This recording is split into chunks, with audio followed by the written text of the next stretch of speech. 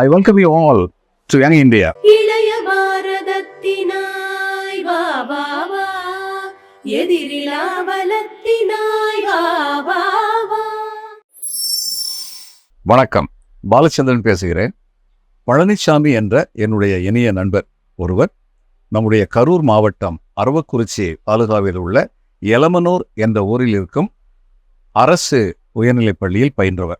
அதுக்கப்புறம் MBA எல்லாம் படிச்சுட்டு லாட்வியா என்ற ஐரோப்பிய நாடொன்றில் இன்று வணிகம் புரிந்து கொண்டிருக்கின்றார்.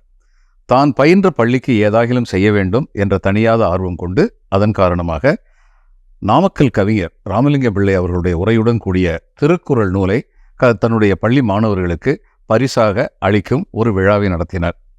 எல்லா செலவுகளையும் அவரை ஏற்றுக்கொண்டார். இந்த விழாவிற்கு உறுதுணையாக இருந்தவர்கள் அந்த பள்ளியின் தலைமை ஆசிரியை கயல்விழி, MSc, MPhil, B.Ed மற்றும் ஆசிரியர்கள் அனைவருக்கும் நம்முடைய நன்றிகள் நிச்சயமாக உரித்தாகின்றன.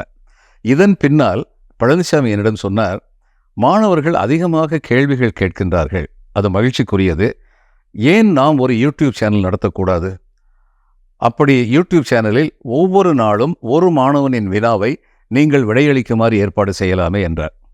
நான் 50 ஆண்டுகளுக்கு முன்பே இந்திய நாடு இளையவர் நாடு, அந்திகள் இனிமேல் அரும்புவதில்லை, அரும்பும் இளையோர் அயர்வதும் இல்லை என்று கவிதை எழுதியவர். எனவே எனக்கும் இது பிடித்திருந்தது. யங் இந்தியா என்ற பெயரில் இந்த சேனல் துவங்கப்படுகின்றது.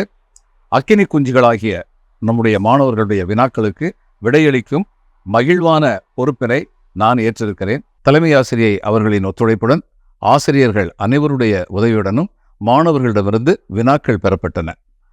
இன்று அக்டோபர் 2, மகாத்மா காந்தி பிறந்த நாள்.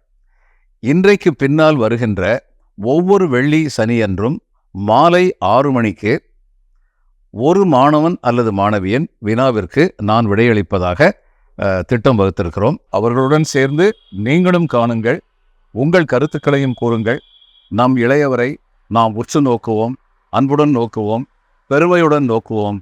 ஏனென்றால் இந்தியாவின் எதிர்காலம் அவர்கள் கையில். நன்றி, வணக்கம். Welcome to young India and to those அக்கினி குஞ்சுகள் who are raising the questions. ஒளி இழந்த நாட்டிலே நின்றேனும் உதய